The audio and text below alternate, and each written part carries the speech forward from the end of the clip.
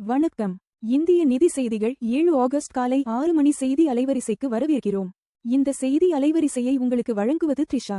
இந்திய மற்றும் உலக சந்தைகளின் தாஜா செய்திகளுக்காக எங்களுடன் இருங்கள்.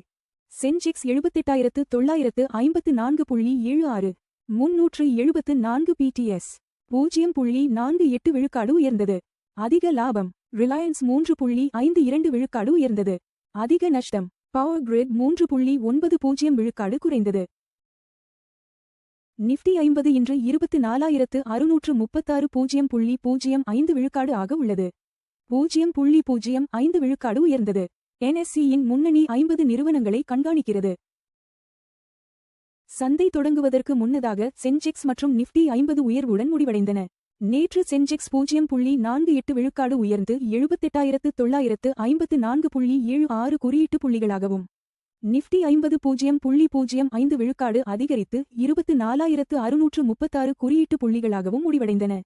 நிஃப்டி பேங்க் குறியீடும் 0.56 விழுக்காடு உயர்ந்து 58,063.65 புள்ளிகளாக நிறைவடைந்தது. மத்திய கிழக்கு தாக்குதல் செய்திகளால் கச்சா எண்ணெய் விலை 4% மேல் உயர்ந்தது. ஹார்முஸ் நீரிணையில் ஈரான் நடத்திய தாக்குதல்கள் குறித்த செய்திகளை தொடர்ந்து கச்சா எண்ணெய் விலை 4.16 விழுக்காடு உயர்ந்து ஒரு பேரலுக்கு $78.11 முடிவடைந்தது.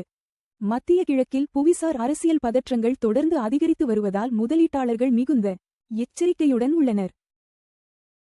விக்சித் பாரத் திட்டத்தின் முக்கிய நோக்கம் வறுமை ஒழிப்பு மற்றும் வேலைவாய்ப்பு என நிர்மலா சீதாராமன் பேச்சு. வறுமை ஒழிப்பு, அனைவருக்கும் கல்வி மற்றும் வேலைவாய்ப்பு உருவாக்கம் ஆகியவற்றில் கவனம் செலுத்தும் அரசாங்கத்தின் தொலைநோக்கு பார்வையை நிதி அமைச்சர் நிர்மலா சீதாராமன் விளக்கினார். இந்த திட்டம் இந்தியாவின் நீண்டகால வளர்ச்சிக்கான விக்சித் பாரத் வரைபடத்தின் மையமாக அமைகிறது.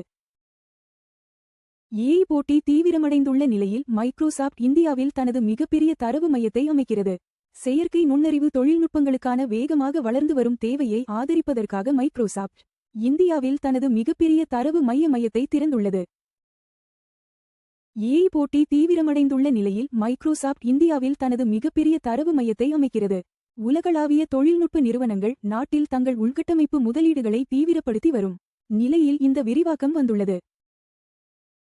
ரிசர்வ் வங்கியின் வகைப்பாட்டை தொடர்ந்து டாடா சன்ஸ் பட்டியலிடுவதில் தொடர்ந்து நிச்சயமற்ற தன்மை. இந்திய ரிசர்வ் வங்கியால் மேல் அடுக்கு NBFC என வகைப்படுத்தப்பட்ட பிறகு டாடா சன்ஸ் தனது பொது பட்டியலிடல் தொடர்பாக தொடர்ந்து நிச்சயமற்ற நிலையை எதிர்கொள்கிறது. ரிசர்வ் வங்கியின் வகைப்பாட்டை தொடர்ந்து டாடா சன்ஸ் பட்டியலிடுவதில் தொடர்ந்து நிச்சயமற்ற தன்மை. மத்திய வங்கியின் கடுமையான ஒழுங்குமுறை விதிகளுக்கு இணங்குவதற்கான பல்வேறு வழிகளை இந்த குழுமம் ஆராய்ந்து வருகிறது.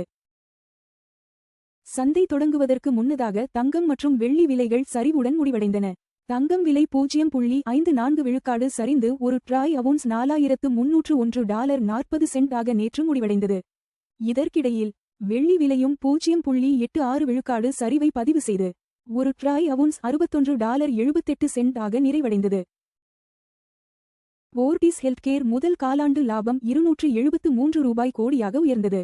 போர்டிஸ் ஹெல்த்கேர் நடப்பு நிதியாண்டின் முதல் காலாண்டில் தனது ஒருங்கிணைந்த நிகர லாபம் 2.3 விழுக்காடு உயர்ந்து ₹273 கோடியாக இருப்பதாக அறிவித்துள்ளது.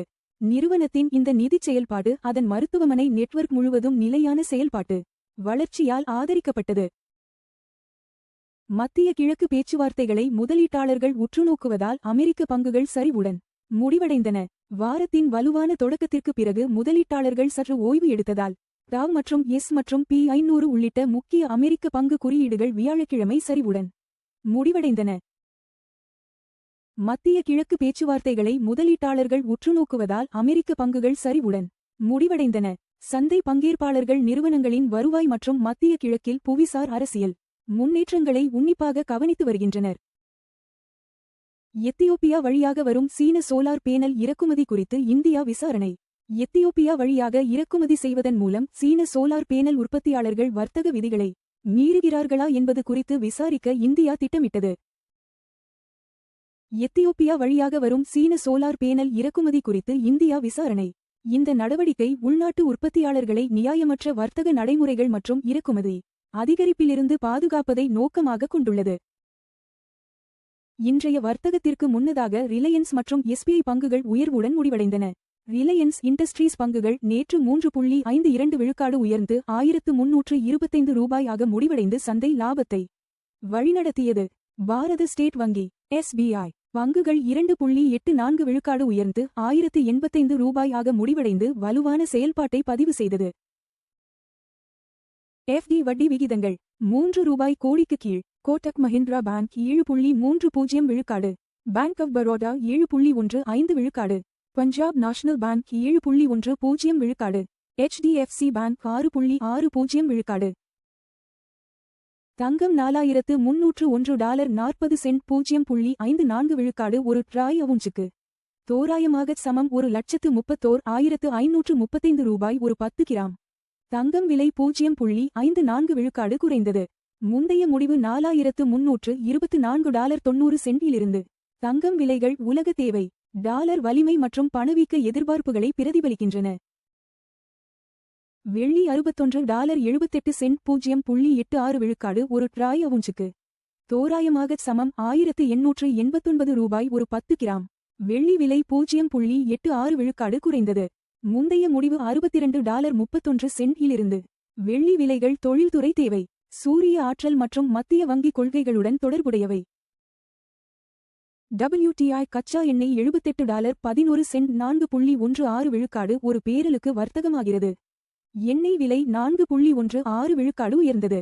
முந்தைய முடிவு $74.99 கச்சா எண்ணெய் விலைகள் இந்தியாவின் எரிபொருள் செலவு மற்றும் பணவீக்கத்தை கணிசமாக பாதிக்கின்றன. $95.11 0.01 விழுக்காடில் இந்திய ரூபாயுடன் வர்த்தகமாகிறது. ஒரு பைசா விழுக்காடு பலவீனமானது. முந்தைய முடிவு $93.11 பலவீனமான ரூபாய் இறக்குமதி செலவுகளை அதிகரிக்கிறது, ஆனால் IT மற்றும் மருந்து ஏற்றுமதியாளர்களுக்கு பயனளிக்கிறது. LPG சிலிண்டர் விலைகள் முக்கிய நகரங்கள். சென்னை $957.50 $2,906. பெங்களூரு $944.50 $2,821. ஹைதராபாத் $994 $2,985. ஆந்திர பிரதேசம் $966.50 $2,921.50. இந்திய நிதி செய்திகளை பார்த்ததற்கு நன்றி. தினமும் காலை மற்றும் மாலை 6 மணிக்கு எங்கள் செய்திகளை பார்த்துக் கொண்டே இருங்கள். லைக், ஷேர் மற்றும் சப்ஸ்கிரைப் செய்யுங்கள்.